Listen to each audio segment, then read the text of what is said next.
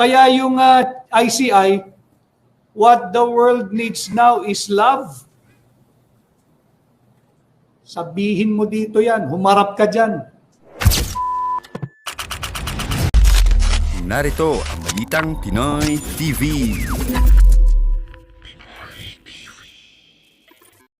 Heto na nga, no, pag-usapan natin itong trending na topic ngayon patungkol po dito kay ay ito ngang si Attorney Vic Rodriguez.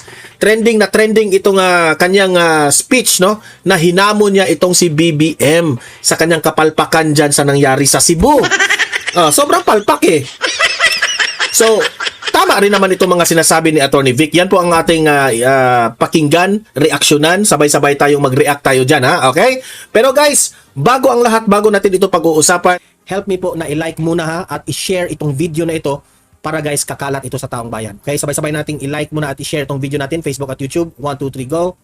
Okay? Like and share para ha, maraming makalam. And also guys, paki-subscribe at paki-follow ito para lagi kayong updated sa mga balita na kagaya nito. At ma-notify ang inyong mga cellphones kung meron tayong breaking news. Okay? So, kagaya nito, breaking news ito. So, sabay-sabay natin i-follow, i-subscribe, Facebook at YouTube. Ready? Follow, subscribe. 1, 2, 3, go! Ayan, thank you very much.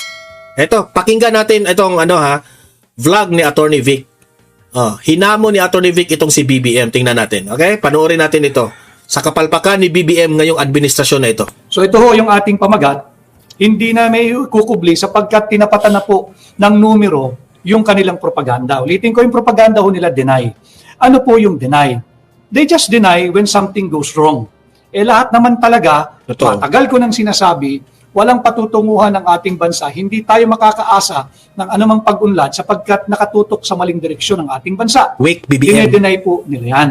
Pati nga po itong mga anomalous flood control funds at yung mga missing or substandard or ghost flood control projects, dine-deny din nila na ito ay naganap sa ilalim ng kasalukuyang administrasyon at pilit na ipinapasa doon sa administrasyong nakalipas. Correct. Yan naman po yung deflect. O ipasa mo, magturo ka. Kahit sino ituro mo. Diyan sila kahit magaling. sino. Throw him, throw her, throw them under the bus. Correct. Wag lang ang kasalukuyang administrasyon. At bahagi po dyan ang mainstream media. Tingnan ninyo yung mainstream media. Kontrolado at pilit magaganda lang ang linalabas. Wala tayong problema ron. Lahat tayo ay ambassador ng ating bansa. Dapat tayo lahat ay maging salesman ng ating bansa. Ibenta natin yung ating bansa dito sa ating bansa, sa loob, sa lokal. At pagtuwing tayo rin ay lumalabas, namamasyal, naghahanap buhay, nagme-meeting o kung ano man ang ating trabaho ginagawa pag tayo nag-abroad. Subalit, kinakailangan dyan maayos, mainam, tapat ang pagpapatakbo ng gobyerno ng kahit na sinong administrasyon.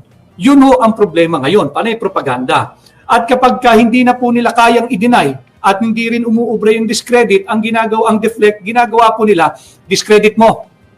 I-discredit mo yung social media site, i-take down mo yung Facebook page, i-take down mo yung YouTube for violation of community standards. Ganyan sila. Marami po silang ginagawang kung ano-anong pampabraso pag hindi na talaga kaya. At pagkasukdulan na, sasabihin nila fake news. That is their way of discrediting. Ang gusto nila, yung mga salitang hindi makipaglaban ng patas. Namumutawi lamang mula sa kanilang bibig.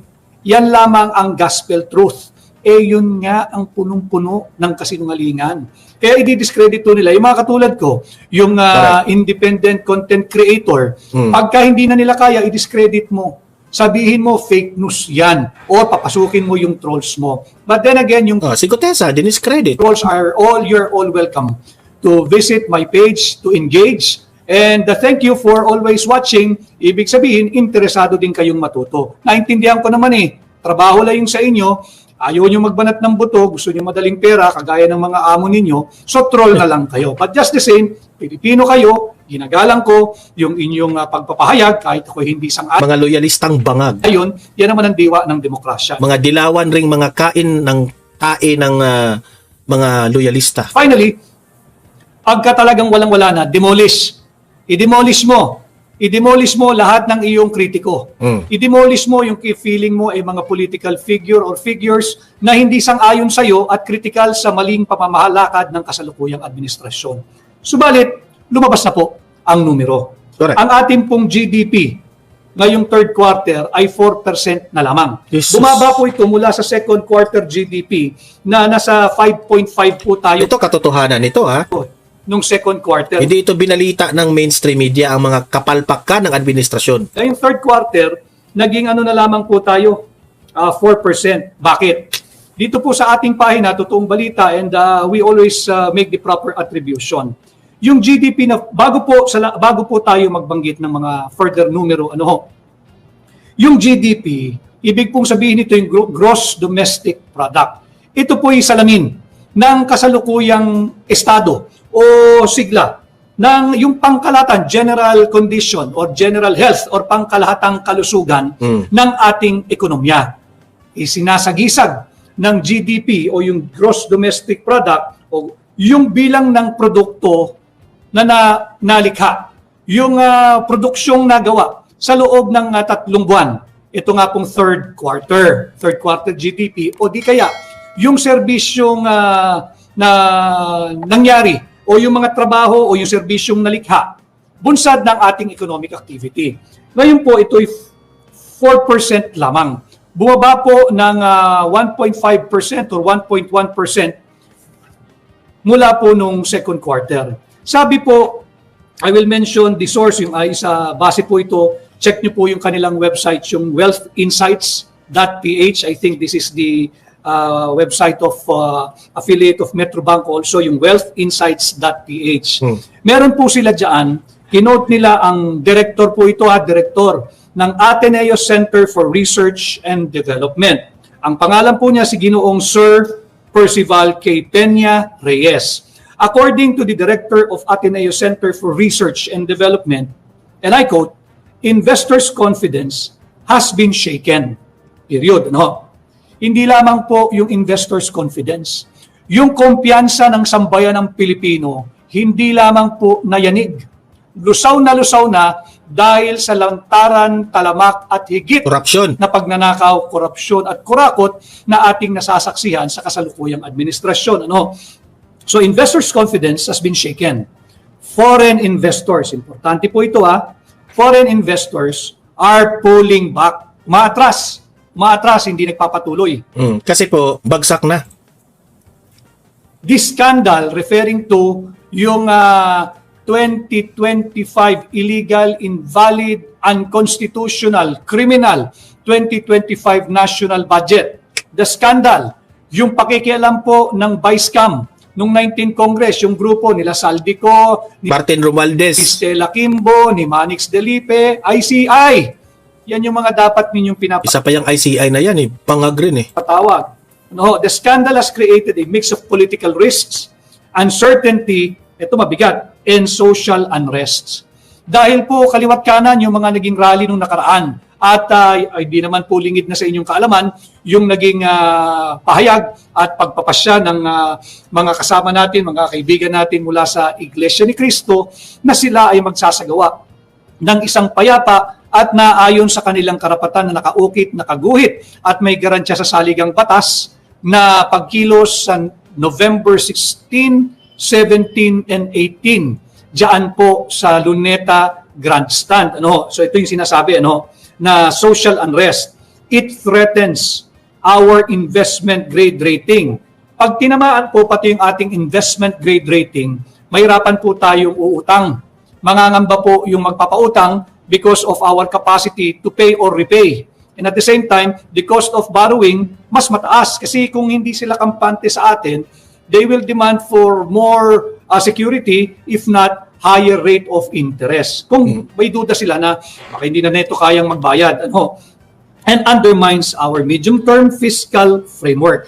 Yung medium term, in fact, yung immediate na nga po ito, imagine niyo itong third quarter, 4% na lamang po yung ating GDP. I think for many years, ito na, bumalik na po tayo sa pinakamababang GDP ngayong third quarter. Yan po kapalpak ang administrasyon. Ano po ang naging tugon ng administrasyon ni Bongbong Marcos? Again, I'd like to credit this to the wealthinsights.ph, and the one that I have quoted is the director of Ateneo Center for Research and Development, Mr. Sir Percival K. Peña Reyes. Yan ang kanyang sentimiento. Ano ang naging tugon ng administrasyon kasalukuyan ni Bongbong Marcos.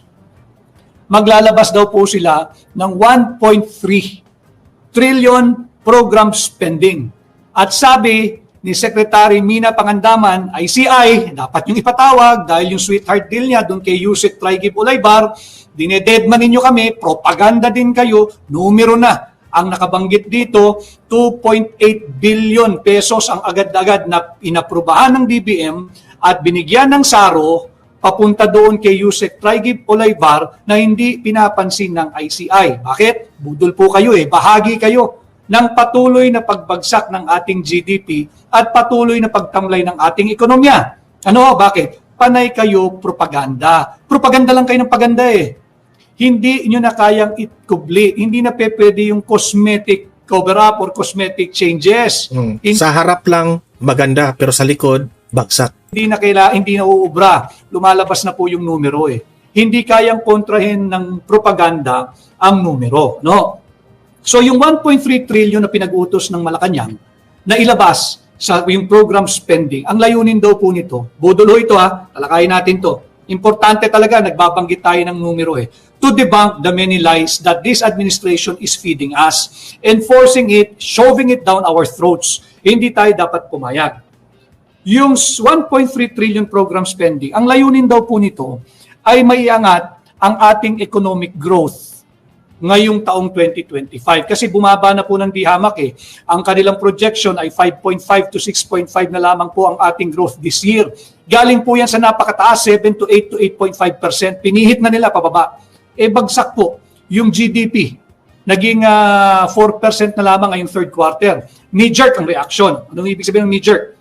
Mga kababayan, 1.3 trillion ang ipinag-utos na gamitin yung galing sa program spending.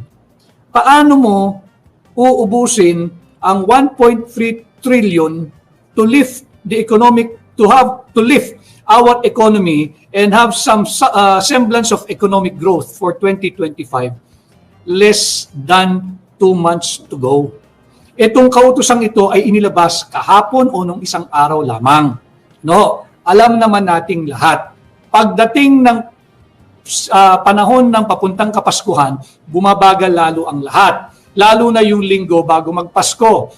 Less than a month to go bago po magpasko. Hindi ba? Mabilis nang nauubos yung panahon. And ang mga isa't kalahating buwan na lamang matatapos na po yung taon. Paano mo uubusin yung 1.3 trillion?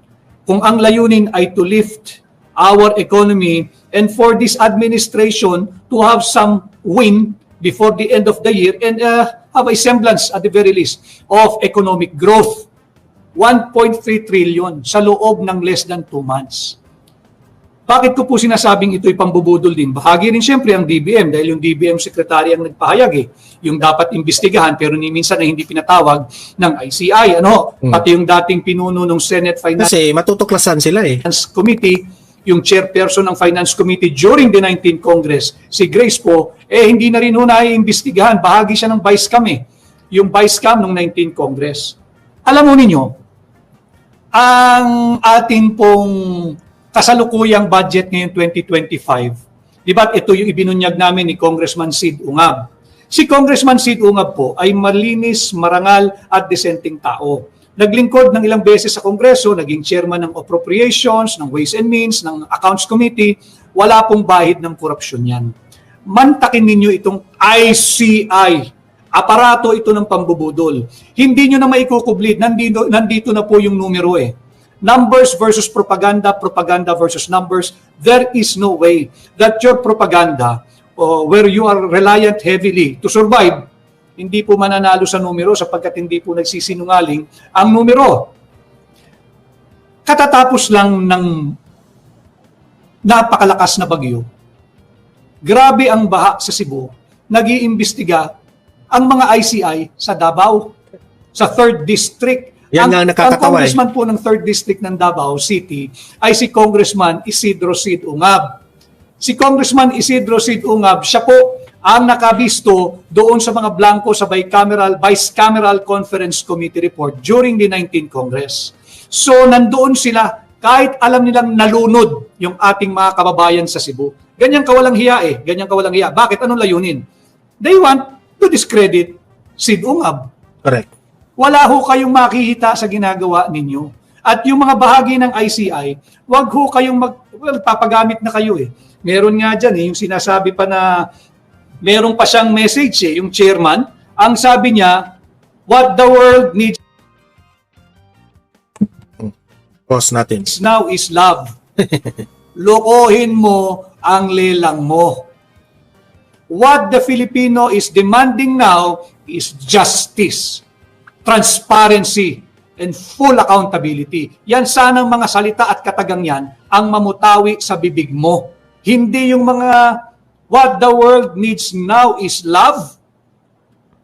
Kabaduyan mo yan eh. Binobobo mo. Ito na nga mga kabalita. Ano na ang masasabi nyo patungkol sa balitang ito? Please comment down below mga kabalita. Pag-usapan natin yan sa comment section. At kung di ka pa nakasubscribe sa ating channel, baka naman